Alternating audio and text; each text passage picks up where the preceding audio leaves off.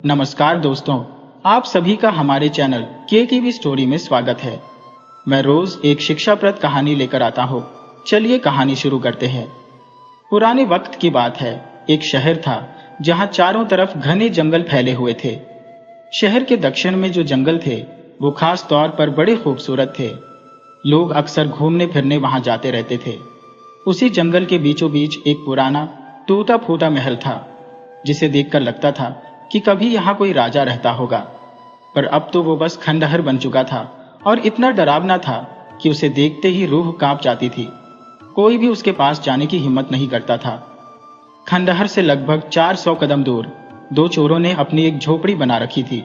उनके नाम थे गंगू और मोती। वो भी महल से काफी दूर रहते थे ताकि किसी की नजर उन पर न पड़े। रात होते ही वो शहर में जाते, चोरी करते और सुबह होते ही वापस अपनी झोपड़ी में लौट आते। ये चोर अकेले नहीं थे, बल्कि पास के गांव में उनका भरा पूरा परिवार था। बाल बच्चेदार थे वो। गांव वाले उन्हें बहुत भला आदमी समझते थे। सोचते थे कि वे शहर में नौकरी करते हैं और हफ्ते में एक दो बार घर आकर हालचाल ले जाते हैं। उनकी नई नवेली पत्नियां भी घर पर रहती थी, तो जाहिर है हर हफ्ते घर आना होता था। वैसे तो बड़े बुजुर्ग महीने दो महीने में एक दो बार घर आते हैं, कोई कोई तो साल में एक बार आता है। पर इन दोनों को अपनी पत्नियों की याद हर हफ्ते घर खींच लाती थी। उनकी पत्नियों को पता था कि उनके पति कोई संत महात्मा नहीं, बल्कि चोर है। शुरू में तो यह जानकर उन्हें बहुत दुख हुआ कि उनके पति चोर है, पर बाद में सोने चांदी के गहनों और मोहरों की चमक ने पतियों के गुनाहों पर पर्दा डाल दिया। वे अपने पतियों को बहुत अच्छे लगने लगे। उन्हें भी इंतजार रहता कि उनके पति कोई बड़ा माल लेकर आते हैं। दोनों चोर आपस में भाई नहीं थे, पर बचपन के जिगरी दोस्त थे। एक दूसरे के बिना कभी रह ही नहीं पाते थे। उनकी पत्नियां भी आपस में बहनें थीं। इस नाते उनमें शादी के बाद भी गहरी दोस्ती बनी रही। पहले वे छोटी मोटी चोरियां करते थे तो शहर के राजा को इसकी खबर नहीं होती थी, पर जब वे सेठ साहूकारों के घरों में चोरियां करने लगे तो शिकायतें राजा के दरबार में भी पहुंचने लगी। राजा सुखदेव एक मेहनती राजा थे और प्रजा व नगर वासियों का बहुत ख्याल रखते थे। जब उन्हें खबर हुई कि हमारे शहर में चोर रहते हैं और चोरियां करते हैं, ये तो बहुत बुरी बात है। उन्होंने अपने सेनापति को आदेश दिया कि उन चोरों को पकड़कर हमारे दरबार में पेश किया जाए। चोर अपना भेष बदलकर दिन के उजाले में शहर में भी घूमा करते थे। कोई भी चोर कितना भी बड़ा शातिर क्यों न हो, बिना किसी अंदरूनी जानकारी के या खुद रेकी किए बिना किसी के घर में घुसने की हिम्मत ही नहीं कर सकता। तो दोनों पहले ही रेकी कर लेते थे कि आज रात किस घर को निशाना बनाना है। वे शहर में घूम रहे थे कि दोनों ने सुना दो लोग आपस में बात कर रहे थे कि राजा सुखदेव ने आज अपने सेनापति को आदेश दे दिया है कि दो चोरों को कहीं से भी पकड़कर दरबार में पेश करें। सेनापति राजा के आदेश को मानने के लिए अब अपनी पूरी सेना लगा देगा। राजा की विशाल सेना अब चोरों को पाताल से भी ढूंढ निकालेगी। चोरों ने जब यह बात सुनी तो उनके कान खड़े हो गए। उन्होंने सोचा भी नहीं था कि राजा मामूली से चोर को पकड़ने के लिए अपनी सेना ही लगा देगा। अब तो हमारा बचना मुश्किल है। राजा के कई हजार सैनिक जब जंगल में हमें ढूंढने निकलेंगे तो हम उनकी नजर से बच नहीं पाएंगे। गंगू मोती से बोला, भाई, हमें तुरंत इस राज्य को छोड़कर फिलहाल दूसरे राज्य में ठिकाना बना लेना चाहिए। मोती बोला, यार, हम इतनी जल्दी अपनी पत्नियों को लेकर दूसरे राज्य कैसे जा सकते हैं? गंगू बोला, अभी फांसी हमारे गले में लगने वाली है, हमारी पत्नियों की नहीं। उनकी चिंता छोड़ अपनी चिंता करो। जब मंत्री और राजा दोनों की दाढ़ी में एक साथ आग लगती है तो सब पहले अपनी दाढ़ी की आग बुझाते हैं। वहां मंत्री राजा को पहले अहमियत नहीं देता। जब जान पर बन आए तो पहले अपनी जान बचानी चाहिए। जब जान रहेगी तभी तो हम किसी की मदद कर पाएंगे। मेरे को लगता है हमारे लिए छिपने का सबसे उपयुक्त जगह जंगल में वह खंडहर ही है जिसमें कभी कोई नहीं जाता। वहां न तो राजा की सेना जाएगी न खुद सेनापति, और हम कुछ दिन उसमें शरण लेकर अपनी जान बचा सकते हैं। मोती को भी लगा कि यही हमारे लिए ठीक है। सचमुच उस खंडहर में कोई नहीं जाएगा। दोनों जल्दी से शहर छोड़ जंगल में चले गए। अनजाने में ही आज उनके कदम खंडहर की तरफ बढ़ते चले गए। उन्हें ऐसा महसूस हो रहा था कि कोई पीछे से धक्का देकर खंडहर की तरफ लिए जा रहा है। दोनों जब खंडहर में घुसे तो देखा उसमें चमगादड़ का बसेरा था।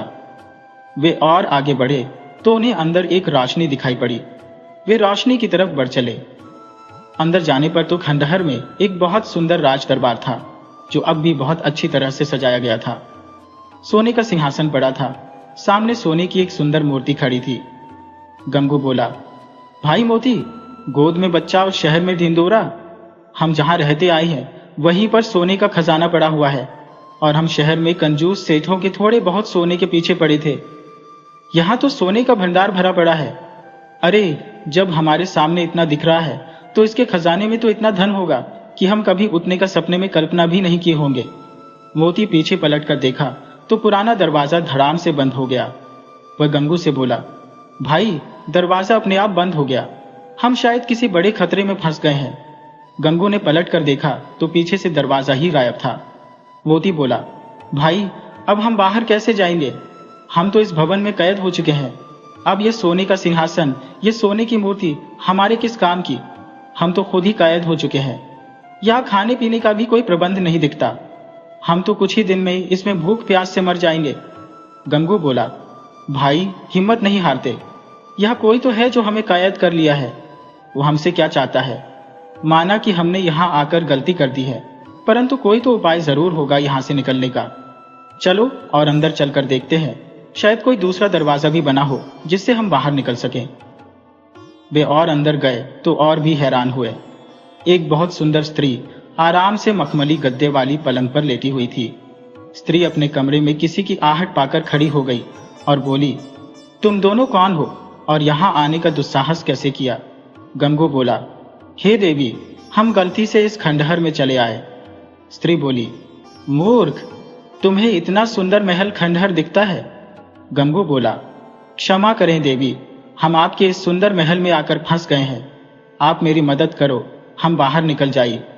स्त्री मुस्कुराते हुए बोली, इस महल से निकलना आसान नहीं है। अब तो तुम्हें इस कैद में ही रहना होगा। अभी तो तुम्हें थोड़ी बहुत परेशानी महसूस होगी, परंतु धीरे धीरे परेशानी सहने की आदत पड़ जाएगी।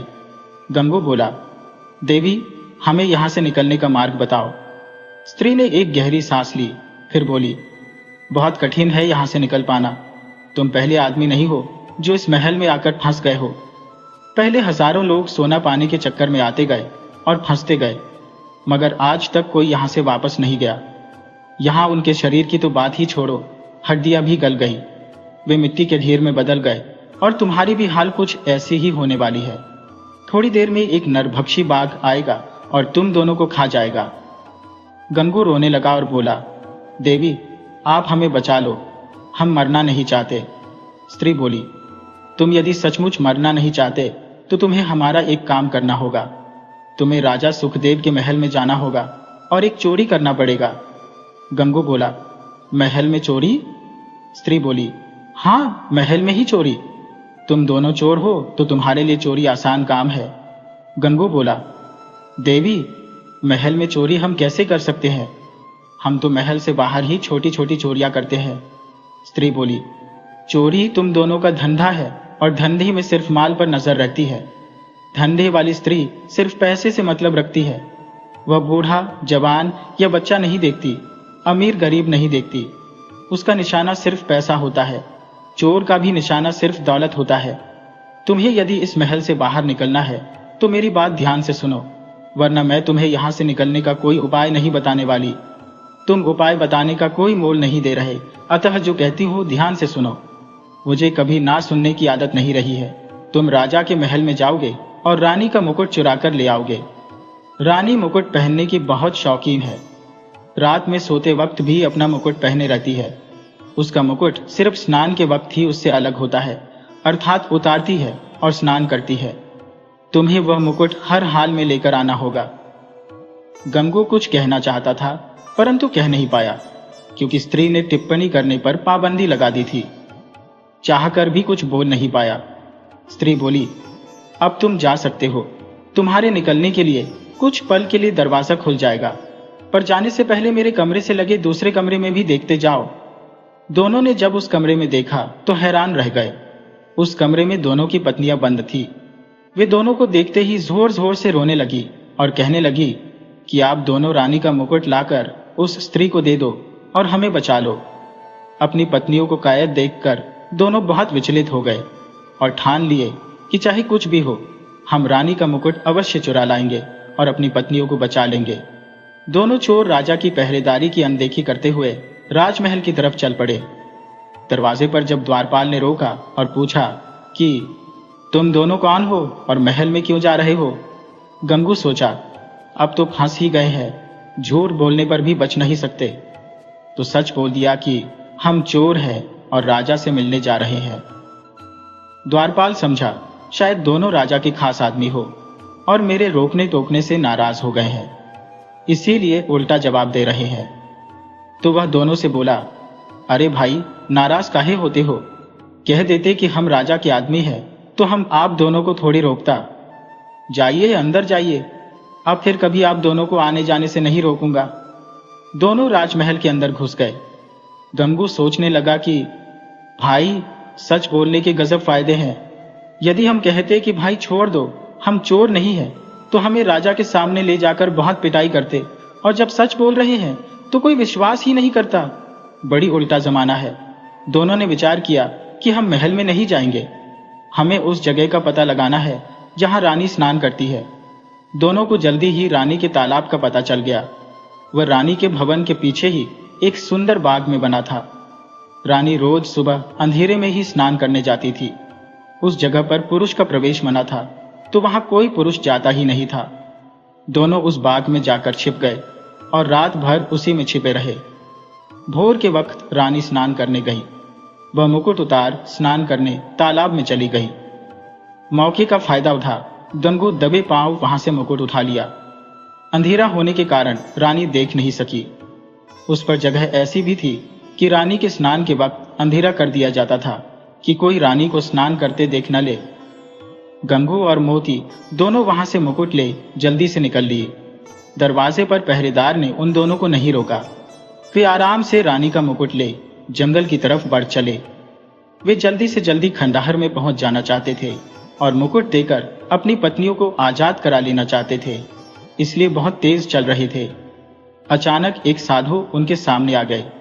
दोनों को जंगल में रहते 10 वर्ष गुजर गए थे, परंतु जंगल के अंदर किसी साधु को नहीं देखे थे। परंतु आज पहली बार जंगल के अंदर एक साधु दोनों के सामने खड़े थे और दोनों को डांटते हुए बोले, मूर्ख हो, तुम्हें पता है कि क्या अनर्थ करने जा रहे हो? गंगू बोला, महात्मा, इस वक्त हमें मत रोकिए, हम बाद में कभी आपसे बात करेंगे।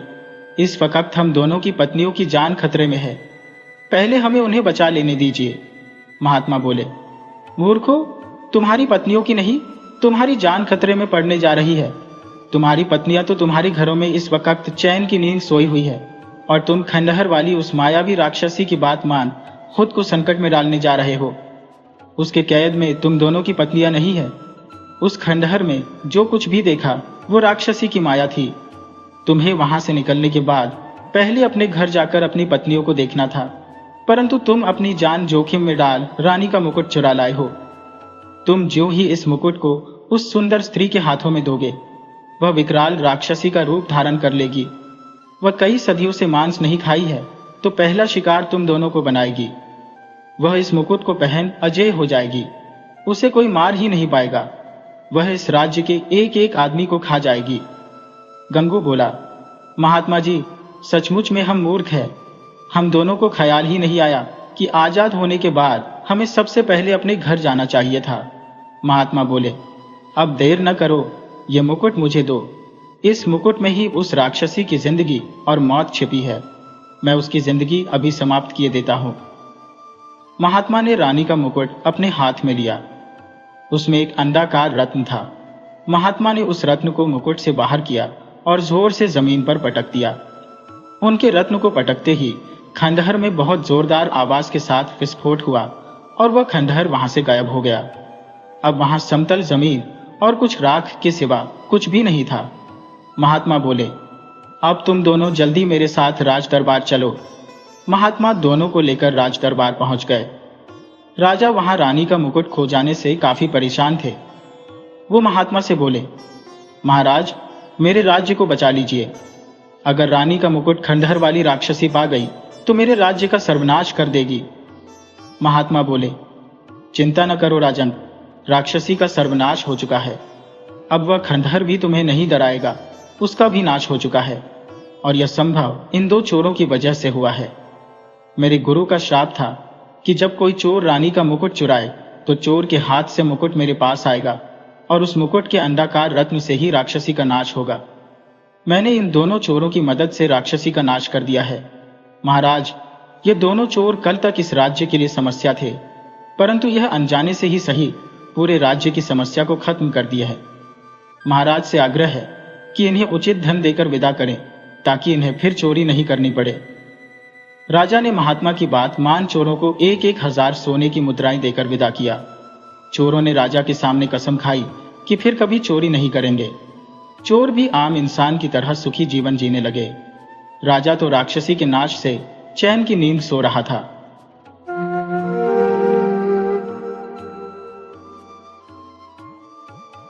संगीत एक भानु नाम का लकड़हारा अपनी पत्नी के साथ उदयपुर गांव में रहता था।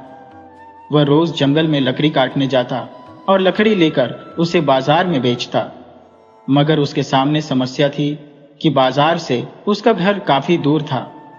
लकड़ी काटने फिर बेचने में उसे 3 दिन लग जाते, तो 1 दिन का काम 3 दिन में करने से उसे बहुत कम आमदनी होती। उसका परिवार चलाना बहुत मुश्किल हो जाता, कभी भी उसका पेट नहीं भर पाता। एक दिन गांव के जमींदार ने उससे कहा कि तुम रोज झूठे बाजार जाते हो, तुम लकड़ी मेरे को ही दे दिया करो, बदले में मैं तुम्हें 2 सेर अनाज दे दिया करूंगा। भानु को लगा कि जमींदार साहब ठीक कह रहे हैं। वह तुरंत जमींदार को लकड़ी देने के लिए तैयार हो गया। वह अब रोज जमींदार को लकड़ी लाकर देने लगा। जमींदार भी उसे अनाज दे दिया करता। भानु खुश था कि जहां मैं 3 दिन में 1 सेर अनाज खरीद पाता था, अब 3 दिन में 6 सेर अनाज मिल जाते हैं। वह अपनी पत्नी से बहुत प्यार करता था। उसकी शिकायत कभी किसी से नहीं किया था। दरअसल वह बहुत ज्यादा खाने वाली थी। उसकी खुराक एक समय में 1 सेर थी। वह जब से भानु के घर आई थी उसका पेट कभी नहीं भरा था, मगर जिस दिन से भानु जमींदार को लकड़ी बेचने लगा था उस दिन से भानु भी खुश था और उसकी पत्नी भी। मगर उसकी खुशी ज्यादा दिन नहीं रही। जमींदार 1 नंबर का बेईमान और लालची आदमी था। वह भानु की लकड़ी को गिरी बताकर अनाज देने से मना कर देता, तो उस दिन भानु के घर चूल्हा नहीं जल पाता। यह सिलसिला कई दिन तक चला तो भानु की पत्नी बोली, आप लकड़ी तो सूखी ही लाते हो, उसी में से लकड़ी लेकर तो मैं घर में खाना बनाती आई हो, परंतु जमींदार बेईमान है, आप उसके पास लकड़ी मत बेचो। उसकी इसी आदत से तो कोई लकड़ी उसे देने को तैयार नहीं होता। उसके पास कोई काम नहीं करने जाता, आप फिर से शहर ले जाकर ही लकड़ी बेचो। वह दूसरे दिन जंगल लकड़ी काटने गया और काट कर घर लेकर आ गया। दूसरे दिन सुबह में ही लकड़ी लेकर बाजार के लिए चल दिया। संयोग से जमींदार की पत्नी रास्ते में मिल गई। वह बहुत दयावान थी। उसने देखा कि भानु लकड़ी आज जमींदार को न देकर बाजार की तरफ जा रहा है। जरूर जमींदार साहब ने इसके साथ कोई गड़बड़ी की है। वह भानु से बोली, भानु, तुम लकड़ी लेकर बाजार क्यों जा रही हो? क्या जमींदार साहब ने लकड़ी नहीं लिया? तो भानु ने बताया कि मालकिन साहब लकड़ी गीली बताकर रख लेते हैं और बदले में कुछ नहीं देते। हमें और पत्नी को कई दिनों से भूखे रह जाना पड़ रहा है। जमींदारनी बोली, जमींदार साहब की यही बुरी आदत मुझे जरा भी पसंद नहीं आती। लकड़ी गीली थी तो लौटा देते, सूखने पर फिर ले लेते, मगर तुम्हारी कोई लकड़ी गीली नहीं होती। ऐसा करो, तुम रोज लकड़ी मेरे पास लेकर आओ, अनाज मैं खुद तुम्हें दे दिया करूंगी। तुम्हें अब जमींदार से अनाज मांगने की जरूरत ही नहीं रहेगी, और तुम भी कभी जमींदार से बताना भी मत कि अनाज मालकिन देती है। कुछ लोगों की मुफ्त खोरी की आदत बन जाती है। मुफ्त में किसी का सामान ले लेना, मुफ्त में किसी से काम करा लेना, वे अपनी बहादुरी समझते हैं। तुम जमींदार से अनाज की उम्मीद मत रखना, मैं खुद दे दिया करूंगी तुम्हें। अनाज भी कम नहीं मिलेगा, तुम्हें 3 सेर अनाज दे दूंगी। चलो अब लकड़ी जमींदार साहब के हवेली के सामने रख दो, अनाज हवेली से ले लेना। भानु जमींदार को रोज लकड़ी देने लगा। जमींदार ने बिना बताए ही कुछ ज्यादा ही अनाज भानु को दे देती। भानु और उसकी पत्नी खुश रहने लगे। एक दिन भानु जंगल में लकड़ी काटने गया मगर जंगल में बरसात शुरू हो गई। वह छुपने के लिए जगह ढूंढने लगा, मगर जंगल में कोई घर तो था नहीं। तो एक पेड़ के पास शरण ले लिया। वह पेड़ कुछ अजूबा था। उसमें एक कोठर था जो बहुत बड़ा था। उसमें 2-4 आदमी आराम से छुप सकते थे। सोचा, क्यों ना इसी कोठर में छुप जाऊं। वह उस कोठर के अंदर गया तो उसे बहुत हैरानी हुई। उस कोठर के अंदर एक लोहे का दरवाजा बना था। भानु सोचने लगा, भला पेड़ के अंदर दरवाजा कैसे हो सकता है? उस दरवाजे में एक चाबी भी लगी है। सोचा, इसे खोल कर देखता हूं, मगर उसकी हिम्मत नहीं पड़ी। सोचा, ये कोठर रहस्य से भरा जरूर है। यह चोर, बदमाश या फिर किसी दैत्य का हो सकता है। इसको छेड़ना ठीक नहीं, मैं किसी संकट में फंस सकता हूं। वह कोठर से बाहर निकला। अब बरसात रुक चुकी थी। वह जल्दी से एक पेड़ से कुछ लकड़ी काट घर को चल दिया। आज पहली बार उसकी लकड़ी गीली थी, मगर जमींदारनी पर उसे भरोसा था। वह पहले जमींदार के घर गया।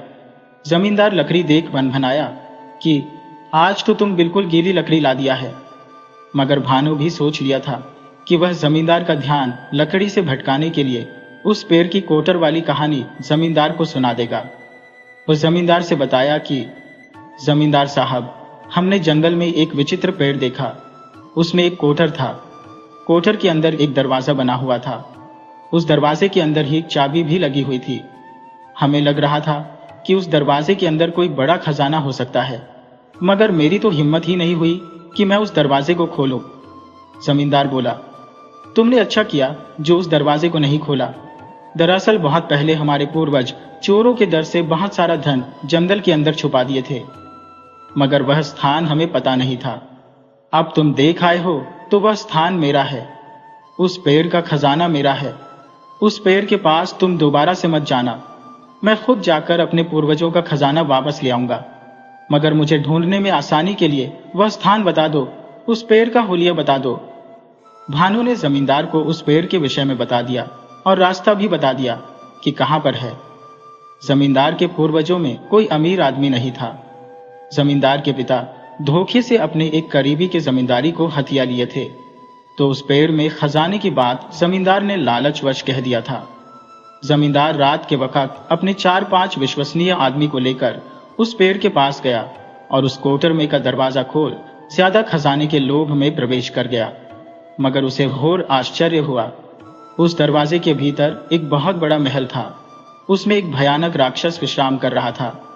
राक्षस जमींदार को देखते ही लाल पीला हो गया।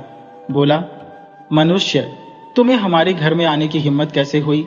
तू जानता नहीं कि मैं एक राक्षस हूं? मैं तुम्हें अभी खाऊंगा। जमींदार की जान बहुत मुश्किल में फंस गई। उसे सूझ ही नहीं रहा था कि क्या करे। राक्षस तो अब हमें जरूर खाएगा। परंतु जमींदार मरते मरते भी अपने बुद्धि का इस्तेमाल किया। वह राक्षस से बोला, राक्षस महाराज, आप यदि मुझ अकेले को मारकर खा जाते हैं तो आपको कोई लाभ नहीं होने वाला, मगर मैं जीवित रहता हूं तो आपके लिए रोज 2 मनुष्य का प्रबंध कर दूंगा। दरअसल राक्षस भी उस महल में फंस कर रह गया था। वह जब पेड़ के अंदर घर बनाया था तब राक्षस बहुत छोटा और दुबला पतला था, मगर घर बनाकर उसमें बहुत से जानवर रख लिया और अंदर ही कई महीनों तक खाता रहा। राक्षस जीव जंतु खा खाकर बहुत मोटा हो गया था। अब उसे संकरे रास्ते से निकलना मुश्किल हो गया था, तो वह अपने ही घर में कैद होकर रह गया था। राक्षस अपने घर में बहुत सोने चांदी भी इकट्ठा कर रखा था, मगर उसके लिए सब बेकार था। जब जमींदार ने उसे 2 आदमी अपने बदले देने की बात किया तो वह जमींदार को छोड़ने पर राजी हो गया। वह जमींदार से बोला, तुम 2 आदमी यहां बुला देते हो तो तुम्हें मैं छोड़ दूंगा। जमींदार ने अपनी जान बचाने के लिए दरवाजे से बाहर खड़े अपने सहयोगियों में से 2 को अंदर बुलाया कि 2 आदमी आ जाओ, यहाँ बहुत सारा धन है। वो अकेले से उठ नहीं रहा। 2 आदमी जब कोटर के अंदर गए तो राक्षस ने उन्हें पकड़ लिया और खा गया। जमींदार बोला, राक्षस महाराज, अब तो शर्त के मुताबिक मुझे छोड़ दो। राक्षस बोला, कौन सी शर्त? तुमने मुझे पागल समझ रखा है जो किसी शर्त को मान लूं? मैं कोई शर्त वर्त नहीं मानता। तुम मुझे रोज 2 आदमी की व्यवस्था करो, वरना तुम्हें मार कर खा जाऊंगा। तुम तभी तक जिंदा रहोगे जब तक हमको भोजन मिलता रहेगा। जिस दिन मेरा भोजन बंद हुआ तुम खुद मेरा भोजन बन जाओगे। जमींदार लालच में आकर बुरी तरह फंस गया था। बाहर खड़े जमींदार के 2 आदमियों को कुछ शक हुआ। कि जमींदार किसी मुसीबत में फंस गया है और अपनी जान बचाने को हमारे 2 साथियों को मुसीबत में डाल दिया है। हो सकता है वह हमें भी मुसीबत में डाले, हम यहाँ से भाग चलें। वे आकर जमींदारनी को बताए कि जमींदार साहब एक पेड़ के कोटर में प्रवेश कर बहुत बुरा फंस गए हैं। उनकी जान को खतरा है और खतरे की वजह भी लकड़हारा भानु है। उसी ने जमींदार साहब को बताया था कि एक पेड़ में कोटर के अंदर लोहे का दरवाजा है और हमारा लालची जमींदार उसमें जाकर फंस गए हैं। जमींदारनी बिना देर किए भानु के पास गई और बोली कि तुम जानते हो जमींदार 1 नंबर का कमीना है, उससे बड़ा कमीना ढूंढे से नहीं मिलेगा।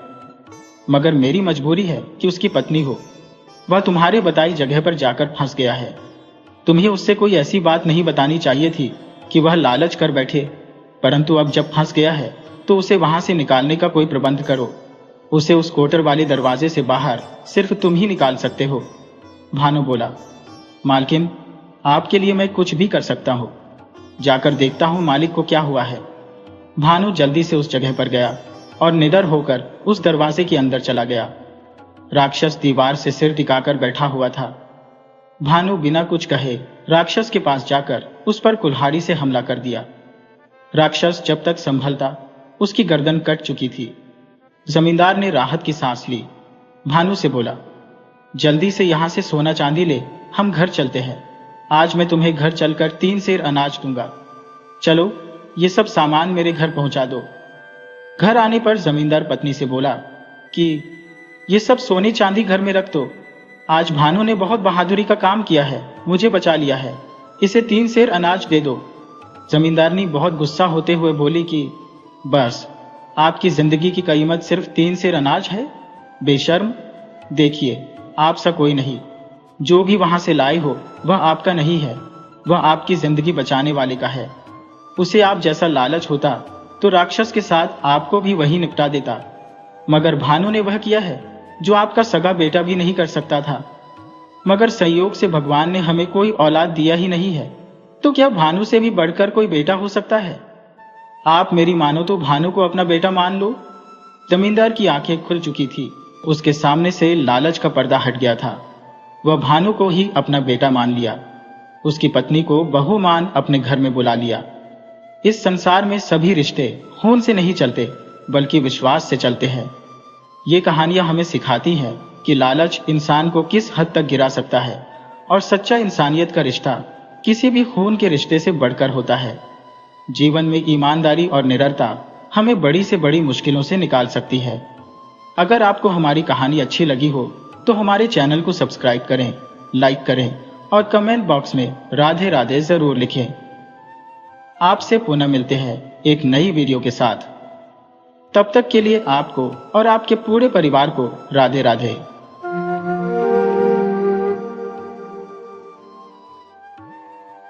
एक गांव में एक पंडित जी रहते थे जिनका नाम था कृतिमान। वो अपने बूढ़े माँ बाप के साथ रहते थे और उनकी दिन रात सेवा करते थे। उनका काम था लोगों के घर जाकर कथा वार्ता सुनाना और जो कुछ मिल जाता उसी से उनका घर चलता था। उनकी बूढ़ी माँ को बस एक ही चिंता थी कि किसी तरह बेटे की शादी हो जाए ताकि उनके मरने के बाद कोई बहू हो जो बेटे को खाना खिला सके और वंश को आगे बढ़ा सके। दुनिया की हर माँ यही चाहती है कि उसके बेटे को एक अच्छी बहू मिले जो बेटे की सेवा के साथ साथ सास ससुर का भी ख्याल रखे।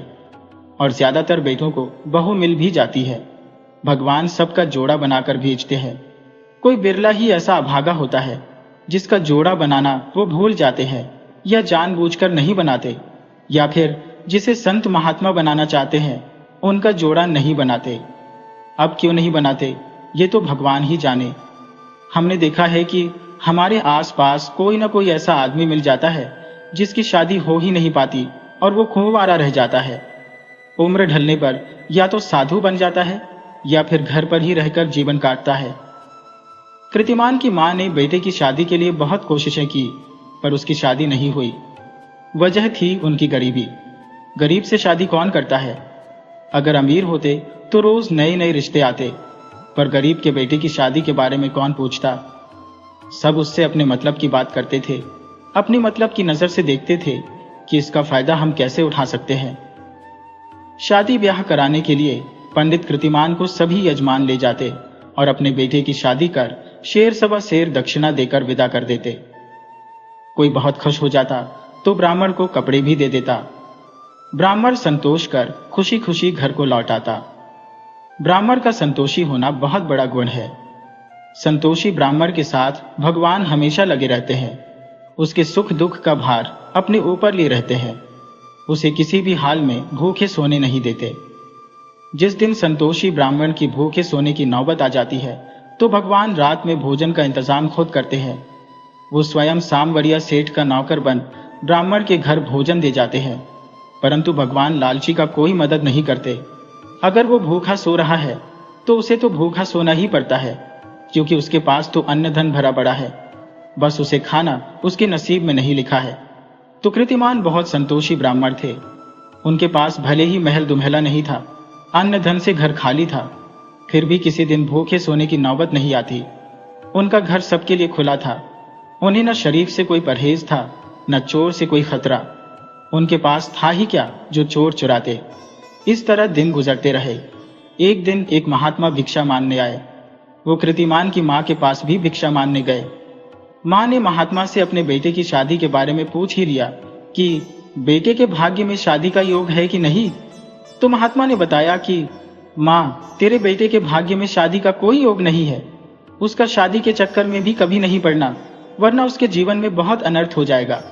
उसके लिए अच्छा है अपने आप को भगवान में समर्पित कर दे और एकांत जीवन जिए, उसका कल्याण हो जाएगा। माँ यह सुनकर बहुत निराश हुई कि एक ही बेटा और उसके भाग्य में शादी का योग ही नहीं। विधाता भी गरीब के साथ क्या क्या अन्याय करते हैं। अमीर के भाग्य में सुख ही सुख लिख देते हैं, जबकि गरीब की एक छोटी सी खुशी भी उन्हें नहीं सुहाती, इसलिए दुख ही दुख लिख देते हैं। इस तरह समय गुजरा। एक दिन बुढ़िया बेटे की शादी की आस लिए दुनिया से चल बसी। उसके जाने के कुछ दिन बाद ही कृतिमान के पिता भी चल बसे। माता पिता के चले जाने पर कृतिमान अकेले ही रह गए। इस तरह अकेले रहते उनको वर्षों गुजर गए। अब उनकी उम्र 40 पार कर चुकी थी। उनके मन में अब शादी करने की कोई इच्छा नहीं थी। वो अपने अकेले जीवन से खुश थे। विद्वान मनुष्य के मन में विकार तभी उत्पन्न होता है जब उसके पास धन होता है, वरना निर्धन तो वैसे ही सन्यासी है। एक दिन कृतिमान के साथ अजीब घटना घटी। उस गांव में 2 चोर रहा करते थे। उनके मन में कृतिमान के लिए बुरा ख्याल आया। सोचने लगे कि ब्राह्मण बड़ा मस्त रहता है, जरूर उसने घर में बहुत धन संपदा छुपा कर रखी है। आज की रात उसके घर में ही हाथ साफ करेंगे। चोर आधी रात में ब्राह्मण के घर में घुसे। उसके घर में तो कुछ था ही नहीं। बड़ी मुश्किल से एक मुट्ठी चना मिला। उसे ही चुराकर घर से बाहर निकले कि तभी गांव के कुत्ते उनके पीछे लग गए। चोर अब अपने घर न जाकर जंगल की तरफ भाग गए। घर की तरफ जाते तो शायद उन्हें कोई देख लेता। कुत्तों ने इतना शोर मचाया था कि कुंभकर्ण भी सोया होता तो जग जाता। तो चोर जंगल की तरफ भाग गए। जंगल गांव से 1 मील की दूरी पर था। जब दोनों चोर जंगल में गए तो देखा एक मिट्टी का बड़ा सा घड़ा पड़ा हुआ है। उसका मुंह भी ढक्कन से बंद है। चोरों ने सोचा आज जंगल में आना सफल हुआ।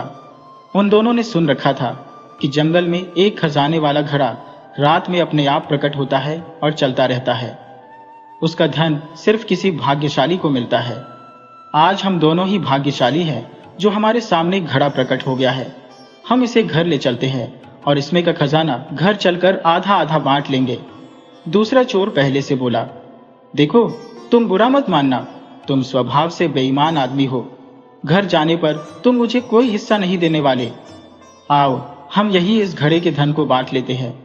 पहला चोर बोला, ठीक है हम यही बांट लेते हैं। दोनों ने जब घड़े के मुंह से ढक्कन हटाया तो देखकर हैरान रह गए। उसमें तो सांप बिच्छू भरे पड़े थे। पहला चोर दूसरे से बोला, भाई तू ही इस घड़े को रख ले, मुझे इसमें से कोई हिस्सा नहीं चाहिए, इसमें तुम्हारे ही काम के गहने हैं। दूसरा बोला, अब ज्यादा बातें मत बनाओ, सोचो इसका कैसे सदुपयोग करें। तुम जानते हो हमने ब्राह्मण का एक मुट्ठी चना चुरा लिया है। सुबह में वह एक मुट्ठी चने के लिए इतना कोहराम मचाएगा कि जैसे उसका बड़ा खजाना लुट गया है। हो सकता है एक मुट्ठी चने के चलते हम दोनों की पोल पट्टी खुल जाए। आज तक कोई नहीं जानता कि हम चोर हैं। दोनों ने विचार किया कि हम इन सांप बिच्छू के घड़े को ब्राह्मण की झोपड़ी में रख आते हैं। सुबह जब घड़े का मुंह खोलेगा और जब इसमें सांप बिच्छू देखेगा तो उसका ध्यान चने से हटकर इस घड़े को घर से हटाने पर लग जाएगा। यह विचार कर दोनों चुपके से उस घड़े को ब्राह्मण की झोपड़ी में रखाए। सुबह में ब्राह्मण जागा तो अपने घर में एक घड़ा देख हैरान हुआ। वह उस घड़े के मुंह से ढक्कन हटाया तो उसकी आंखें फटी की फटी रह गईं। उसमें तो हीरे जवाहरात भरे पड़े थे। ब्राह्मण बोला, वाह प्रभु, आपकी लीला गजब की न्यारी है। जिसका लेना चाहो तो तन से फटी लंगोटी भी ले लेते हो और देना चाहो तो चुपके से हीरों से भरा घड़ा रख जाते हो। ब्राह्मण तुरंत चारपाई के नीचे गड्ढा खोदकर उस घड़े को छुपा दिया। जब तक मनुष्य के पास धन नहीं रहता उसके पास किसी चीज की जरूरत नहीं होती, मगर धन के आते ही मन में असंख्य इच्छाएं उत्पन्न हो जाती है। बहुत सारी इच्छाएं एक साथ जाग उठती है। ब्राह्मण अब धन का सदुपयोग करने पर विचार करने लगा। पहले वह एक सुंदर घर बनाने पर विचार करने लगा। बहुत सारी जमीन, बाग बगीचे खरीदने पर विचार करने लगा। ब्राह्मण सचमुच कुछ ही महीनों में बहुत बड़ा घर बनवा लिया, बाग बगीचा खरीद लिया, खेती लायक जमीन खरीद लिया। उसके पास अब धन दौलत की कोई कमी नहीं थी, तो यजमान में जाना भी छोड़ दिया। अब उसे ख्याल आया कि जल्दी से जल्दी शादी कर लेनी चाहिए। वैसे उसकी उम्र ढलान पर थी, परंतु धन दौलत की गर्मी बूढ़े को भी जवान बना देती है। ब्राह्मण के मन में एक बार फिर से जवानी हिलोरे लेने लगी, मगर जमाना पुराना था। बाल विवाह हो जाया करते थे। छोटी छोटी लड़कियों का विवाह उसके माता पिता उसके होश संभालने से पहले कर दिया करते थे। यह अलग बात थी कि जवान होने तक वह लड़की अपने माता पिता के घर ही रहती थी। बड़ी होने पर फिर उसका पति गौना कराकर ले जाता था। सिर्फ अमीर और राजा महाराजा ही थे जो अपनी बेटी का विवाह सयानी होने पर करते थे। तो ब्राह्मण से कौन अपनी दूध मुही बच्ची ब्याहता? अगर कोई ब्याह कर भी देता तो उसकी सयानी होने से पहले ब्राह्मण स्वर्ग सिधार जाता, अर्थात बिन ससुराल गई बेटी विधवा हो जाती। तो किसी ने भी ब्राह्मण से अपनी बेटी ब्याहना उचित नहीं समझा। ब्राह्मण की बुद्धि अकूत धन संपदा ने खराब कर दिया था। वह अब किसी भी स्त्री से विवाह कर लेना चाहता था। उसे चांडाल से भी कोई परहेज नहीं था। बस एक स्त्री चाहिए थी।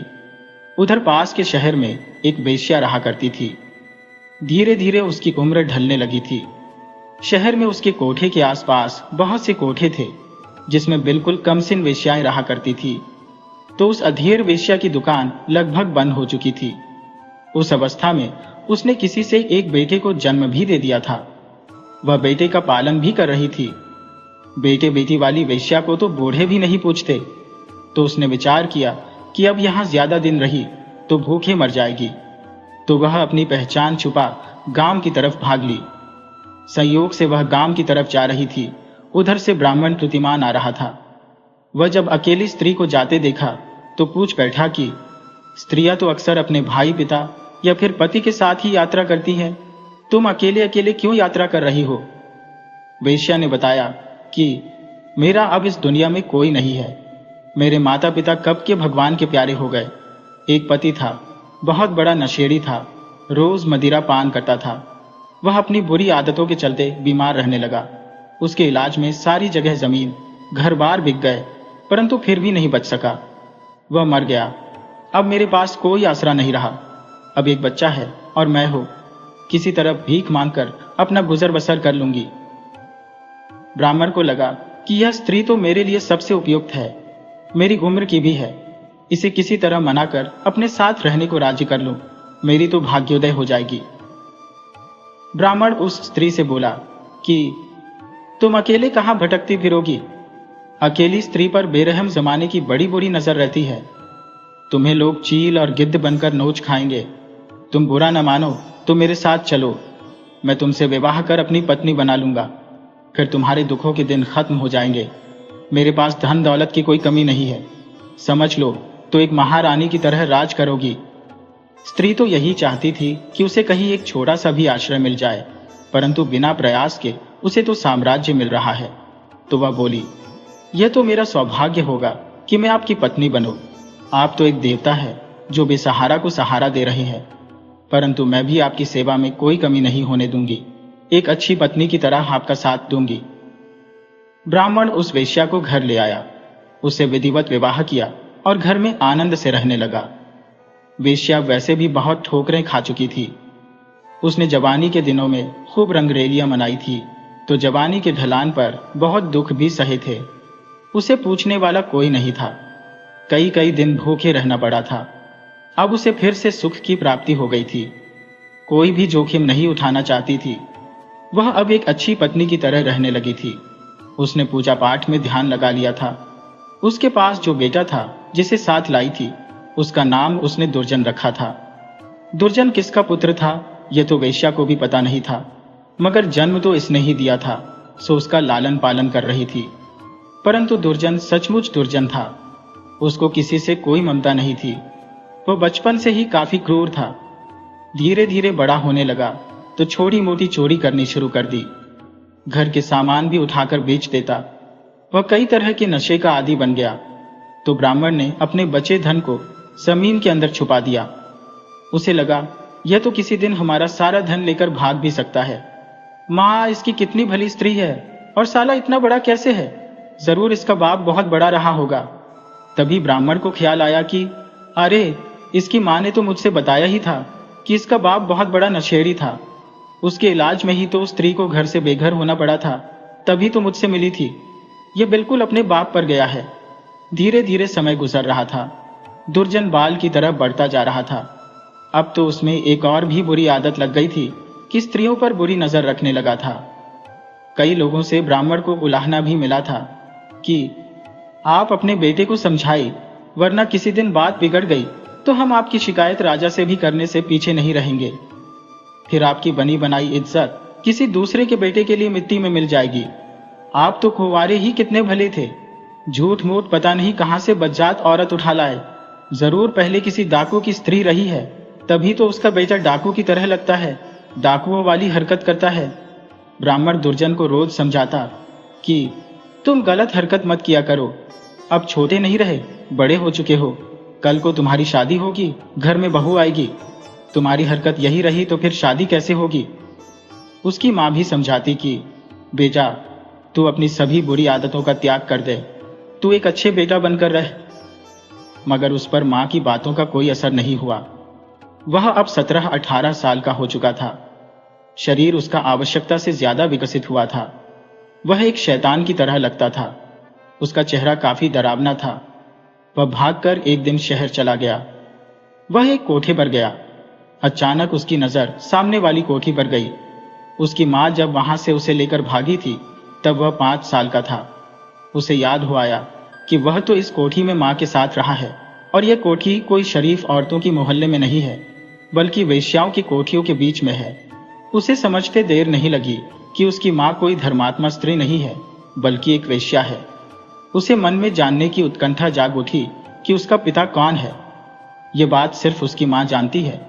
उसे अपने पिता का राज उगलवाने वहीं पर मन में ठान लिया। वह शहर से एक खंजर खरीदा और घर लौट आया।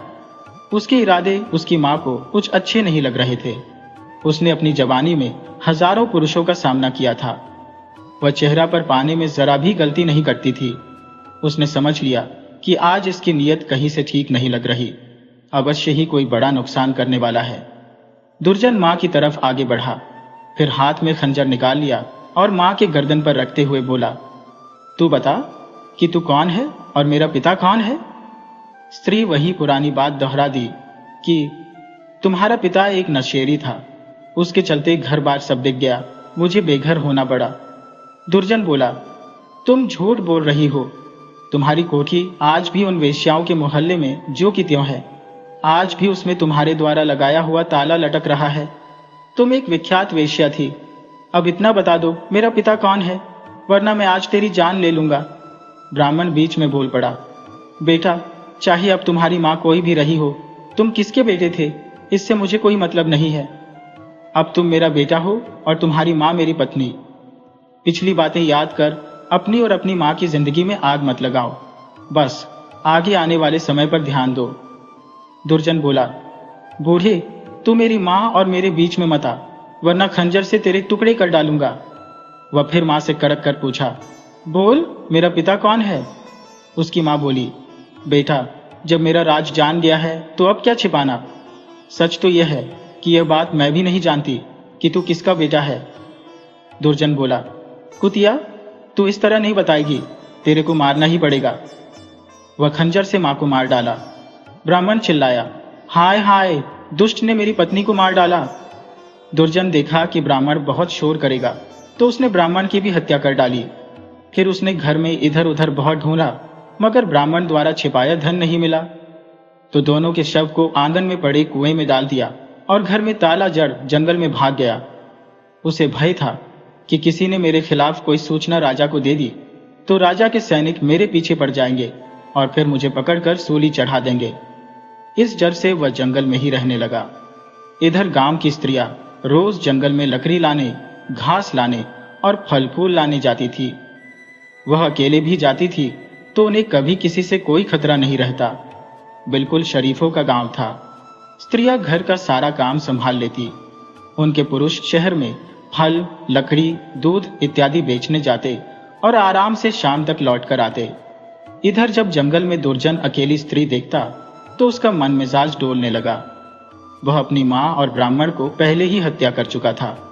वह खूंखार बुत। वह एक दिन एक स्त्री को अकेली पा हवस का शिकार बना डाला। वह लोक लाज के भय से चुप रह गई, परंतु अकेली जंगल जाने से डरने लगी। दुर्जन अब तो इसका आदी बन गया। हर एक दो दिन पर किसी न किसी को शिकार बनाने लगा। 2-4 तक तो बात छुपी रही, परंतु यह बात फैल गई कि दुर्जन स्त्रियों को शिकार बना रहा है। स्त्रियों के पति कोई इस पर ध्यान नहीं देते, क्योंकि कोई स्त्री अपने पति से यह नहीं कहती कि दुर्जन ने मेरे साथ गलत किया है। वह अपनी सहेली को ही आगे कर कहती कि उसके साथ ऐसा हो गया है। तो उसके पति बोलते, यह हमारी समस्या नहीं, तुम्हारी सहेली के पति की समस्या है, वही जाने। अब स्त्री कैसे कहे कि यह मेरी खुद की समस्या है। स्त्रियों के पास अब एक ही उपाय था कि झुंड में जाती और झुंड में ही वापस आती। अकेली कोई नहीं जाती, और जिस दिन कोई स्त्री अकेली जाती तो उसका लुट जाना तय था। स्त्रियां दुर्जन को दुर्जन के नाम से नहीं, रावण के नाम से जानने लगी थी। वह जंगल में अकेली जा रही स्त्री को रोक लेती और उससे बताती कि जंगल में मत जाओ, जंगल में रावण रहता है, वह तुम्हें बर्बाद कर देगा। किसी भी आतंक का अंत जरूर होता है, मगर इसके लिए आतंकी की मौत किसी खास के नाम लिख दिया गया रहता है। जमाना देखता आया है कि जिसके आतंक से लोगों के घर के दरवाजे बंद हो जाते थे, जिसके आतंक से धरती कांप उठती थी, वही या तो 2 गज जमीन के अंदर दबे पड़े हैं या फिर एक मुट्ठी राख में बदल चुके हैं। उस गांव में मुखराम नाम का एक युवक रहता था। उसकी नई नवेली पत्नी विवाह कर कुछ दिन पहले ही घर आई थी। उसका नाम सीता था। सीता सुंदर, सुशील और एक पतिव्रता स्त्री थी। उसने देखा कि मैं तो घर में पड़ी रहती हूँ और गांव की स्त्रियां जंगल में से लकड़ी और फल लाती है, पशुओं के लिए घास लाती है। वह अपने पति की खूब मदद करती है। मुझे भी अपने पति की मदद करनी चाहिए। वह सभी औरतों से अलग जंगल में अकेली चली गई। दुर्जन पहले से ही जंगल में शिकार की तलाश में बैठा था। वह स्त्री को अकेली देखते ही उसके पास गया। स्त्री उसे देखते ही डर गई। वैसा डरावना पुरुष उसने कभी देखा ही नहीं था। वह तुरंत उसके इरादे को भांप गई कि अब आज यह मुझे छोड़ने वाला नहीं है। फिर भी अपने चेहरे पर बनावटी मुस्कान लाते हुए बोली, आपका शरीर कितना अच्छा है, मुझे तो आपको देखते ही प्यार हो गया है। दुर्जन का तो रोम रोम रोमांचित हो उठा। वह पहली बार इतनी प्यार भरी बात सुना था। अब तक तो सिर्फ जबरदस्ती ही करता आया था। वह बोला, तो देर किस बात की, अभी शुरू हो जाते हैं। स्त्री बोली, बड़ी निर्लज्ज हो। अरे अभी नहीं, तुम इस तरह तो मेरी बदनामी करा दोगे। रात में गांव से बाहर कुएं के पास आ जाना, मैं रात भर के लिए आपके पास आ जाऊंगी। इस तरह कोई जान भी नहीं पाएगा। मैं बदनामी से बच जाऊंगी और आपको इसी तरह हर 2-4 दिन पर प्यार देती रहूंगी। अब जल्दी से मेरे लिए लकड़ी और फल तोड़कर दे दो। दुर्जन तो उसके सूरत पर मर मिटा था। बोली तो इतनी मधुर थी कि उसे ख्याल ही नहीं रहा कि इतनी सुंदर बोलने वाली कभी धोखा भी दे सकती है। वह तुरंत बहुत सारा फल और लकड़ी तोड़कर फिर बांधकर स्त्री के सिर पर उठा दिया। उसे स्त्री के सिर पर बोझ उठाते हुए बहुत तकलीफ हो रहा था कि इतनी सुंदर स्त्री सिर पर बोझ कैसे उठा सकती है। वह उसके ख्यालों में खो गया कि उससे मिलूंगा तो उसे प्यार से अपने साथ रहने के लिए मना लूंगा, फिर उसके साथ अपना घर बसा लूंगा। उधर स्त्री ने उसे कुएं के पास बुला तो दिया, पर उस भयानक आदमी से बच पाना बहुत मुश्किल काम था। अगर कुएं पर नहीं गई तो वह घर भी आ सकता है और उसको पाने के लिए उसके पति को मार भी सकता है। तो स्त्री ने फैसला कर लिया कि कुएं पर जरूर जाएगी, मगर उसके अचानक से हमला कर देगी। वह घर में रखी तलवार को पत्थर पर रगड़कर खूब धारदार बना ली। रात होने पर वह कुएं के पास गई। दुर्जन पहले से आकर कुएं की जगह पर बैठा था। सीता उसके पीछे से पैर दबाती हुई उसके पास गई। वह विचारों में खोया हुआ सीता के विषय में ही सोच रहा था। उसे आभास नहीं हुआ कि मेरे आसपास कोई है। सीता बिना समय गंवाए तलवार की वार उसकी गर्दन पर कर दी। धार इतनी तेज थी कि एक झटके में गर्दन कटकर अलग हो गई। स्त्री को घबराहट तो बहुत हुई, परंतु यह सोचकर अपने दिल को मजबूत बनाया कि मैंने एक रावण का वध किया है। हर रावण का वध सीता के लिए या सीता के हाथों ही होता आया है। वह उसके धड़ को उस पुराने कुएं में गिरा दी और सिर को वहीं पेड़ में लटका दिया। संयोग से वह दिन दशहरा का था। उस गांव के बहुत से पुरुष नारी रामलीला में रावण वध देखने दूसरे गांव गए थे। जब आधी रात को लौटे तो देखा दुर्जन का सिर पेड़ से लटक रहा है। स्त्रियों को तो खुशी का ठिकाना ही न रहा कि यहां भी एक रावण का अंत हो गया है। सीता इत्मीनान के साथ अब घर आ चुकी थी। उसे खुशी थी कि इस गांव की स्त्रियां अब अकेली भी जंगल जा सकती है। अब उस स्त्री पर किसी दुर्जन की नजर नहीं पड़ेगी।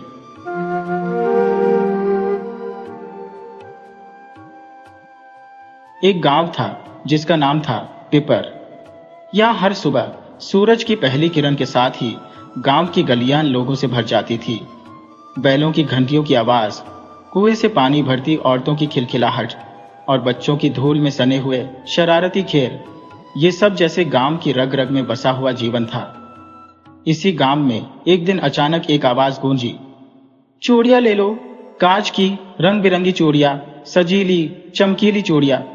ये आवाज इतनी अजीब और बेसुरी थी कि सुनने वाला पहले तो डर जाता, फिर अपनी हंसी नहीं रोक पाता। गांव के लोग अपने दरवाजे खोलकर बाहर झांके।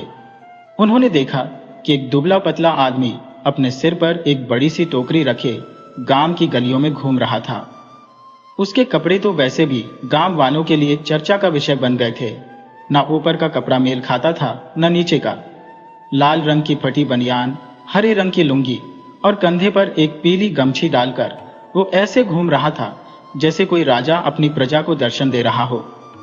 उसके चेहरे पर एक अजीब सा भोलापन था, लेकिन वो बेहद मूर्ख भी लग रहा था। आंखों में उत्सुकता और होठों पर ऐसी मुस्कान जैसे उसे ही दुनिया की सारी समझ हो।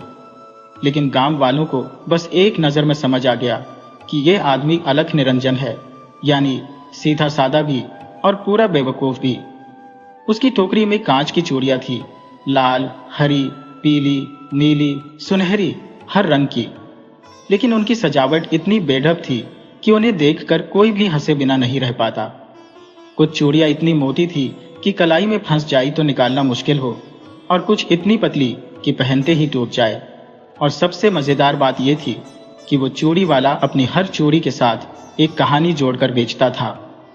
अरे ओ गौरी, ये चूड़ी देख, इसे पहनते ही तेरा सौभाग्य ऐसा चमकेगा कि राजा भी तुझसे शादी करने दौड़ा चला आएगा।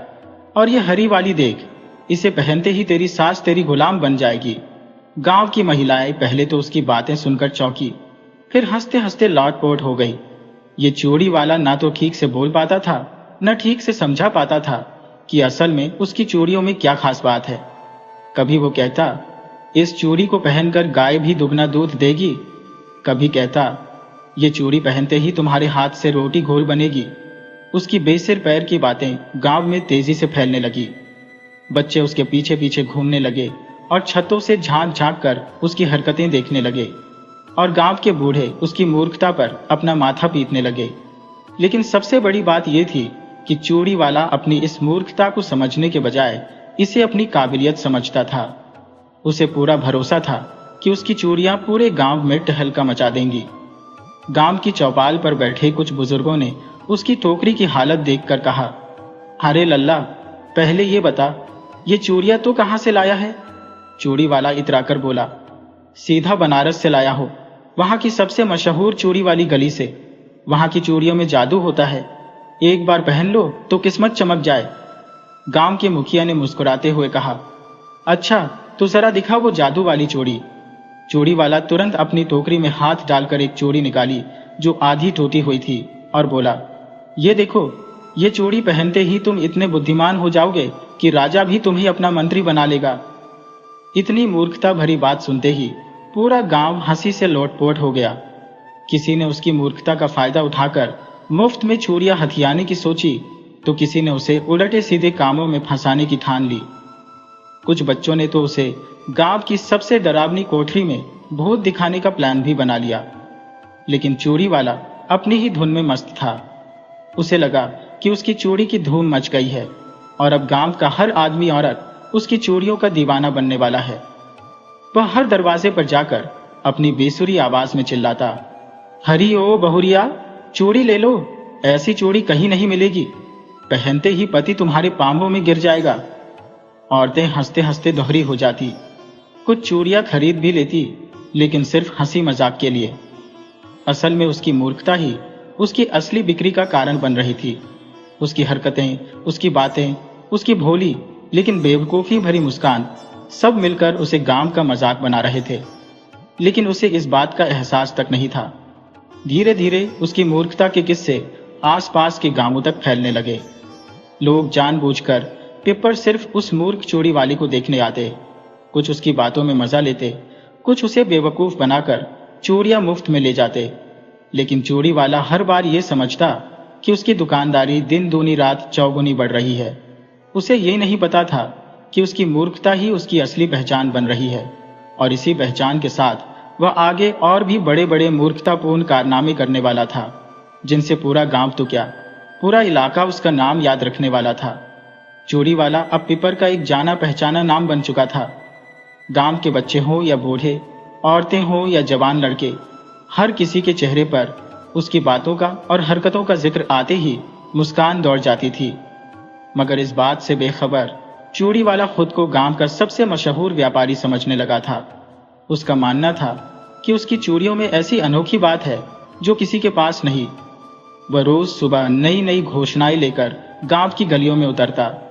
कभी कहता, आज जो चूड़ी खरीदेगा उसे मुफ्त में तोने टोटके से बचने वाली कलाई धागा मिलेगा। तो कभी चिल्लाता, हर खरीदार को मिलेगा सौभाग्य का रहस्य सिर्फ मेरी चूड़ियों के साथ। गांव की औरतें उसके नए नए दावे सुनकर पेट पकड़कर हंसती। एक दिन तो उसने हद ही कर दी जब उसने ऐलान किया, आज जो भी मेरी चूड़ियां खरीदेगा उसके घर लक्ष्मी जी खुद पधारेंगी। इस घोषणा के बाद तो गांव की सारी महिलाएं उसके पास आ गईं, मगर खरीदने नहीं बल्कि उसकी बातों का मजा लेने। एक महिला ने हंसते हुए पूछा, क्यों रे चूड़ी वाले, लक्ष्मी जी तेरी चूड़ियों में बैठकर आएंगी क्या? चूड़ी वाला अपनी पूरी मासूमियत और मूर्खता के साथ बोला, हाँ बिल्कुल, इन चूड़ियों में खास मंत्र भरे हैं, बस पहनते ही देवी प्रसन्न होकर आपके घर कदम रखेंगी। गांव की शरारती लड़कियों ने आपस में एक तरकीब सोची। उन्होंने तय किया कि इस मूर्ख चूड़ी वाले की परीक्षा ली जाए। उन्होंने उसे बुलाकर कहा, अगर तेरी चूड़ियों में इतना ही दम है तो पहले हमें वह चूड़ी दिखा जिसे पहनते ही हमारी झाड़ू खुद ब खुद चलने लगे। चूड़ी वाला कुछ देर सोचने के बाद टोकरी में हाथ डाला और एक नीली हरी चूड़ी निकालकर बोला, ये लो, ये है वही चूड़ी, इसे पहनते ही तुम्हारे हाथ में ऐसा चमत्कार आ जाएगा कि बिना हाथ लगाए घर चमक उठेगा। लड़कियों ने चूड़ी ले तो ली, मगर मन ही मन ठान लिया कि अब इस मूर्ख का खेल बनाना है। अगले दिन जब चूड़ी वाला गांव में दोबारा आया तो वे सभी मिलकर उसके पीछे पीछे चलने लगी। एक लड़की चिल्लाई, अरे चूड़ी वाले, तेरी चूड़ी तो नकली निकली, हमारे घर की झाड़ू तो क्या, हमारी बकरी भी हमारी सुनती नहीं। चूड़ी वाला पहले तो घबरा गया, मगर फिर अपनी अक्ल लगाकर बोला, अरे बहन जी, आपसे गलती हो गई, वो चूड़ी तो मैंने गलती से दे दी, असली चमत्कारी चूड़ी तो ये है। कहकर उसने अपनी टोकरी से एक और चूड़ी निकाली जो आधी टूट चुकी थी और उसमें कांच के टुकड़े इधर उधर लटक रहे थे। गांव वालों का हंसी से बुरा हाल था, मगर चूड़ी वाले का आत्मविश्वास किसी राजा से कम नहीं था। उसकी मूर्खता अब धीरे धीरे गांव के बच्चों की सबसे बड़ी खुशी बन गई थी। बच्चे उसका पीछा करते, उसकी आवाज की नकल उतारते और उसके साथ तरह तरह के खेल खेलते। मगर चूड़ी वाला इस सब को अपनी लोकप्रियता समझता। उसे लगता कि पूरा गांव उसका दीवाना है और उसकी चूड़ियों का जादू सचमुच असर कर रहा है।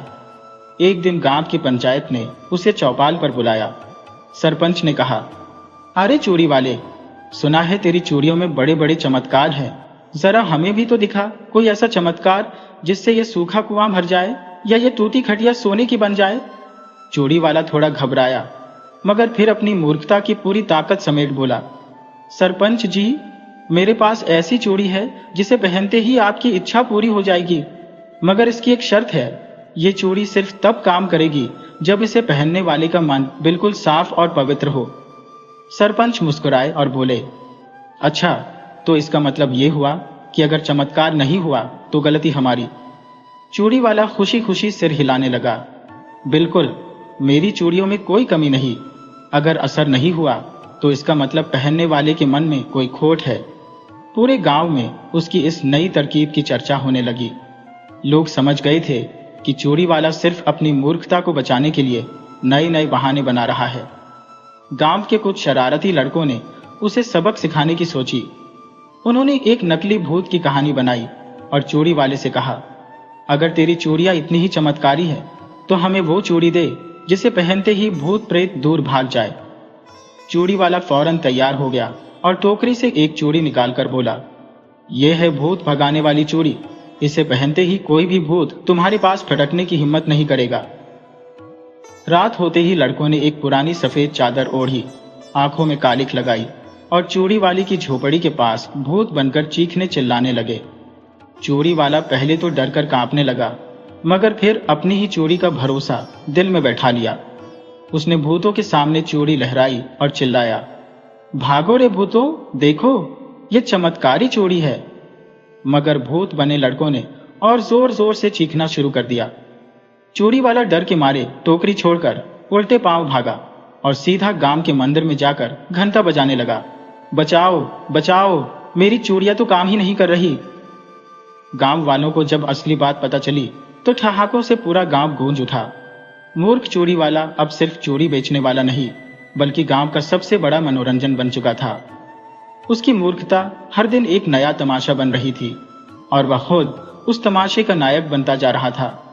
गांव में मूर्ख चूड़ी वाले की मूर्खता अब किसी रहस्य की बात नहीं थी, बल्कि हर किसी की दिनचर्या का हिस्सा बन चुकी थी। बच्चे, बूढ़े, महिलाएं सब उसे देखकर मुस्कुराते, उसकी अजीबोगरीब हरकतों और दावों पर हंसते।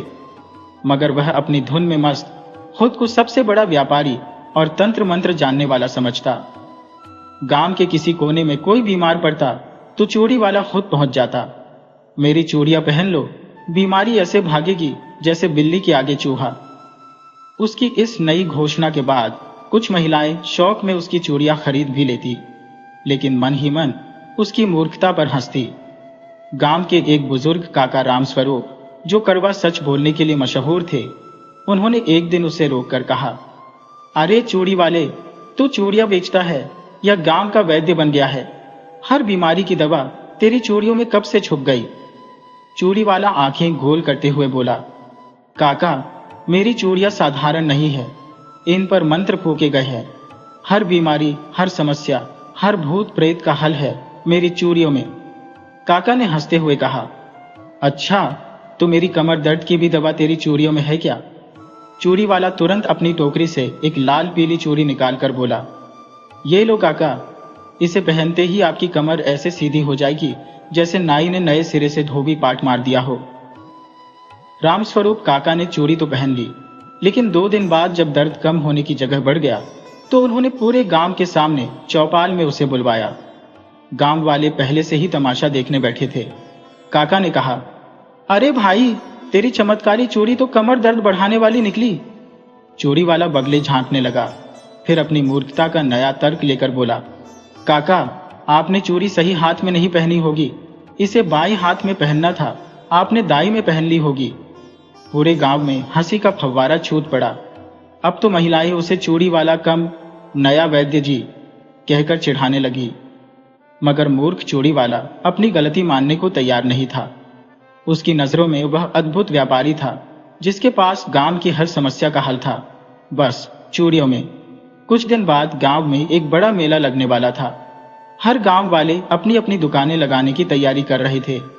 हलवाई मिठाई बना रहे थे, खिलौने वाले लकड़ी की तलवारें और गुड़िया तैयार कर रहे थे, कपड़े वाले रंग बिरंगे गोटे लगाकर चादर टांग रहे थे। मूर्ख चूड़ी वाला भी किसी से पीछे नहीं था। उसने अपनी टोकरी में रखी सारी पुरानी चूड़ियां निकालकर उन पर हल्दी चंदन का लेप लगाया और गांव भर में घोषणा कर दी, मेले में मिलेगा जादुई चूड़ियों का अद्भुत खजाना, हर परेशानी का समाधान, हर मन्नत की पूर्ति मेरी चूड़ियों से होगी। मेले का दिन आया। गांव में दूर दूर से लोग आए थे। चूड़ी वाला अपनी टोकरी के पास बैठा, सिर पर चमकीली टोपी लगाए, गले में फूलों की माला डाले, खुद को तांत्रिक व्यापारी घोषित कर चुका था। उसने सामने एक बड़ा सा बोर्ड भी टांग दिया, मूर्ख चूड़ी वाला नहीं, चमत्कारी चूड़ी वाला। जैसे ही गांव की महिलाएं और बच्चे उसके पास पहुंचे, उसने ऊंची आवाज में चिल्लाना शुरू कर दिया, जिसे अपनी किस्मत बदलनी है वह मेरी चूड़ियां जरूर ले, जिसे धन नहीं आ रहा वह मेरी चूड़ियां पहने, जिसके बेटे का विवाह नहीं हो रहा उसे मेरी चूड़ी पहनाओ, जिसने सपना देखा है कि सोने की बारिश हो वह मेरी चूड़ी ले जाए। गांव वालों को अब तो मजा आने लगा था। महिलाएं पूछने लगी, अरे चूड़ी वाले, क्या तेरी चूड़ी से हमारे पति भी सुधर जाएंगे? किसी ने कहा, क्या तेरी चूड़ी से गाय भी ज्यादा दूध देने लगेगी? और तो और, एक बच्चे ने हंसते हुए पूछा, क्या तेरी चूड़ी से आसमान से रसगुल्ले गिरेंगे? मूर्ख चूड़ी वाला पूरी गंभीरता से बोला, बिल्कुल, मेरी चूड़ियों में सब कुछ संभव है, बस सच्चे मन से पहनना होगा। पूरा गांव हंस हंस कर लौटपोट हो गया, मगर चूड़ी वाला अपनी मूर्खता के उस ऊंचे शिखर पर पहुंच चुका था जहां उसे हर सवाल का जवाब अपनी चूड़ियों में ही दिखता था। मेले में एक पहलवान भी आया था, जिसने सुना कि चूड़ी वाला चमत्कारी चूड़ियां बेच रहा है। वह ठेठ गंवई अंदाज में बोला, अरे चूड़ी वाले, मेरे तो बाजुओं में इतनी ताकत है कि 2 बैल उठाकर कंधे पर रख लूं। अब बता, तेरी कौन सी चूड़ी पहनूं कि मैं एक हाथ से पूरा गांव उठा लूं? चूड़ी वाला थोड़ी देर सोचता रहा, फिर अपनी सबसे पुरानी और टूटी हुई चूड़ी निकालकर बोला, यह है बलवान की चूड़ी, इसे पहनते ही तुम्हारे शरीर में ऐसी शक्ति आ जाएगी कि पत्थर भी रूई जैसे हल्के लगेंगे। पहलवान ने चूड़ी पहनी, 2 बार इधर उधर हाथ घुमाया, फिर हंसते हुए बोला, अरे कुछ भी फर्क नहीं पड़ा रे। चूड़ी वाला मुस्कुराकर बोला, भाई साहब, ये चूड़ी सिर्फ असली ताकतवर लोगों पर ही असर करती है, शायद तुम्हारी अंदरूनी ताकत में कुछ कमी है। इस जवाब पर पूरा मेला ठहाके से गूंज उठा। अब तो गांव के बच्चों ने उसकी नकल बनाकर खुद ही चूड़ियों की दुकान खोल ली। एक बच्चा सिर पर गमछा बांधकर खड़ा हो गया और चिल्लाने लगा, आओ आओ, चमत्कारी चूड़ियां लो, पहनते ही उड़ने लगोगे। मूर्ख चूड़ी वाला इस पूरे तमाशे का केंद्र बन चुका था, मगर वह इस बात से बेखबर था। उसे लगता था कि उसकी चूड़ियों की प्रसिद्धि इतनी फैल गई है कि बच्चे तक उसकी दुकान के दीवाने हो गए हैं। गांव वालों की हंसी, ठहाके, चिढ़ाने के बावजूद उसकी मूर्खता का बुलबुला दिन ब दिन बड़ा होता जा रहा था। गांव का मेला खत्म हो चुका था, लेकिन मेले के बाद भी मूर्ख चूड़ी वाले की मूर्खता के किस्से गांव की गलियों में गूंज रहे थे। हर चौपाल, हर चबूतरे, हर कुएं की मुंडेर पर बैठी औरतें और खेतों में काम करते किसान उसकी हरकतों को नमक मिर्च लगाकर सुनाते और हंसते हंसते लौटपोट हो जाते। लेकिन चूड़ी वाला, जिसे इन सब बातों का जरा भी अंदाजा नहीं था, खुद को गांव का सबसे चर्चित और सफल व्यापारी मान बैठा था। उसे पूरा भरोसा था कि उसकी चूड़ियों में कोई ना कोई ऐसा अदृश्य चमत्कार जरूर है जिसे ये मूर्ख गांव वाले समझ ही नहीं पा रहे। हर सुबह वह गांव की अलग अलग गलियों में अपनी टोकरी उठाए पहुंच जाता और अपनी रटी रटाई आवाज में चिल्लाने लगता, चूड़ियां लो, चमत्कारी चूड़ियां लो, पहनते ही किस्मत बदल जाए, दुख दर्द छू मंतर, पैसा बरसे, सुख शांति बरसे। गांव की कुछ महिलाएं सिर्फ तमाशे के लिए उसकी चूड़ियां खरीद लेती, कुछ बच्चे उसका मजाक उड़ाते, तो कुछ बड़े बूढ़े उसे देखकर सिर हिलाते और कहते, इस मूर्ख को समझाना ही बेकार है, ये अपने ही सपनों में खोया हुआ है। एक दिन गांव के ठाकुर साहब की हवेली में पूजा रखी गई। गांव भर के पंडित बुलाए गए थे, रंग बिरंगे पंडाल लगे थे और हलवाई पकवान बनाने में जुटे थे। पूरा गांव ठाकुर साहब की हवेली के बाहर जुटा हुआ था। चूड़ी वाला भी यह मौका कैसे छोड़ता। वह भी अपनी टोकरी उठाए, सिर पर पगड़ी बांधे, अपने चमत्कारी दामों का झोला लेकर ठाकुर साहब की हवेली पहुंच गया। जैसे ही उसने हवेली के दरवाजे पर कदम रखा, ठाकुर साहब के दरबान ने उसे रोक लिया। क्यों बे चूड़ी वाले, यहाँ क्यों आया है? ये कोई मेला नहीं, ठाकुर साहब की पूजा है। मूर्ख चूड़ी वाला अकड़ कर बोला, अरे भाई, पूजा में मेरी चूड़ियों की खास जरूरत है। बिना मेरी चूड़ियों के कोई भी पूजा सफल नहीं होती। ये चूड़ियां नहीं, देवी देवताओं का आशीर्वाद है। ठाकुर साहब को मेरा संदेश दो। चूड़ी वाला आया है उनकी सुख समृद्धि बढ़ाने। दरबान ने पहले तो उसे झिड़क कर भगाना चाहा, लेकिन फिर सोचा कि अंदर ले जाकर तमाशा देखने में मजा आएगा। उसने चूड़ी वाले को अंदर बुला लिया। गांव की महिलाएं, पंडित और मेहमान सब चूड़ी वाले को देखते ही मुस्कुरा दिए। सबको पता था कि अब कोई ना कोई मूर्खता जरूर होने वाली है। चूड़ी वाला ठाकुर साहब के सामने जाकर खड़ा हो गया और सिर झुकाकर बोला, ठाकुर साहब, आपकी हवेली में सुख समृद्धि की बारिश तभी होगी जब आपकी बहू बेटियां मेरी चमत्कारी चूड़ियां पहनेंगी। ये साधारण चूड़ियां नहीं है, इन पर विशेष मंत्र फूके गए हैं। इनसे आपकी तिजोरी में सोने चांदी की बरसात होगी। ठाकुर साहब ठहरे सुलझे हुए आदमी। उन्हें पहले से ही चूड़ी वाले की मूर्खता के किस्से सुनने को मिलते रहते थे। उन्होंने मुस्कुराते हुए कहा, अच्छा, तो ये चूड़ियां ही हमारी किस्मत बदलेंगी। ठीक है, दिखाओ अपनी चमत्कारी चूड़ियां। चूड़ी वाला अपनी टोकरी खोलकर बैठ गया और एक एक चूड़ी को ऐसे दिखाने लगा जैसे कोई बहुमूल्य हीरा हो। ये देखिए, ये लाल चूड़ी, इसे पहनते ही घर में लक्ष्मी का वास होगा। ये हरी चूड़ी, इसे पहनते ही खेतों में सोना उगने लगेगा। ये नीली चूड़ी, इसे पहनते ही सारे रोग भाग जाएंगे। और ये सुनहरी चूड़ी, इसे पहनते ही आपकी बहू रानी के चेहरे पर ऐसा नूर आ जाएगा कि चांद भी शर्मा जाए। गांव की औरतें हंस हंस कर दोहरी हो गईं। बच्चे ताली पीटने लगे और ठाकुर साहब भी अपनी हंसी रोक नहीं पाए। लेकिन चूड़ी वाला अपने ही रंग में था। उसे लगा कि सब उसकी चूड़ियों से प्रभावित हो रहे हैं। तभी ठाकुर साहब ने कहा, अगर तेरी चूड़ियों में इतना ही चमत्कार है तो क्यों ना इसे आजमा कर देखा जाए। हमारे हलवाई रामलाल की गाय बीमार है, क्या तेरी चूड़ियों से वह ठीक हो सकती है? चूड़ी वाला तुरंत बोला, बिल्कुल हो सकती है। मेरी पीली चूड़ी को गाय के सींग पर बांध दीजिए, उसकी बीमारी ऐसे भागेगी जैसे आग से हाथ जलता है। रामलाल की गाय को आंगन में लाया गया। चूड़ी वाला पूरी गंभीरता से गाय के सींग पर पीली चूड़ी बांधने लगा। गांव वाले सांस रोककर यह अद्भुत नजारा देख रहे थे। चूड़ी बांधते ही चूड़ी वाला जोर जोर से मंत्र पढ़ने लगा, चूड़ी देवी की जय, गौ माता की जय, बीमारी भाग रे, बीमारी भाग रे।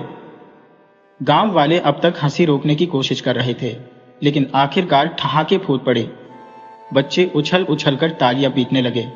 ठाकुर साहब भी पेट पकड़कर हंसने लगे, लेकिन चूड़ी वाला अपनी ही धुन में था। उसने आंखें बंद करके आसमान की तरफ हाथ उठाए और जोर जोर से चिल्लाने लगा, जय हो मेरी चमत्कारी चूड़ियों की, अब ये कभी बीमार नहीं होगी। अगले ही पल वह बीमार गाय लड़खड़ाकर वहीं बैठ गई और जोर जोर से रंभाने लगी। पूरा गांव ठाके से गूंज उठा। किसी ने कहा, अरे चूड़ी वाले, तेरी चूड़ी ने तो बेचारे जानवर को और बीमार कर दिया। चूड़ी वाला हक्का बक्का खड़ा था, मगर हार मानने के बजाय फिर नया बहाना तैयार था। दरअसल इस चूड़ी को पहनाने के बाद एक खास मंत्र बोलना था। वो मंत्र भूल गया, इसलिए असर नहीं हुआ। मगर घबराइए मत, एक बार और कोशिश करते हैं। ठाकुर साहब ने हाथ उठाकर कहा, बस बस चूड़ी वाले, बहुत हुआ। अब हमारे जानवरों को मत आजमा। तू अपनी चूड़ियां बेच, लेकिन किसी को बेवकूफ मत बना। चूड़ी वाला वहां से सिर झुकाकर निकल तो आया, लेकिन उसे अब भी यकीन था कि पूरी दुनिया उसकी चूड़ियों की ताकत को नहीं समझ पा रही। उसकी मूर्खता का यह सफर गांव भर में चर्चित हो चुका था। मगर चूड़ी वाला अब एक नई तरकीब सोच रहा था, चमत्कारी चूड़ियों का नया खेल।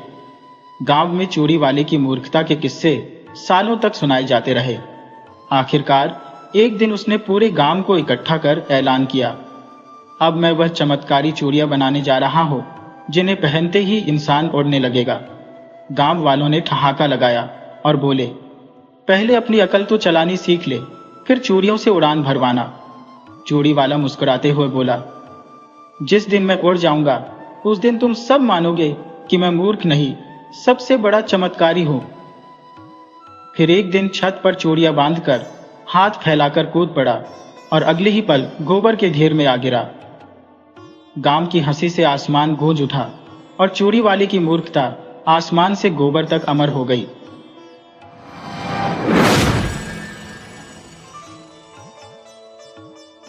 वीडियो अच्छी लगी हो तो इसे लाइक करें और ऐसी ही मज़ेदार कहानियों के लिए चैनल को सब्सक्राइब करें और बेल आइकन दबाएं। ज़्यादा से ज़्यादा अपने दोस्तों को शेयर करें। धन्यवाद।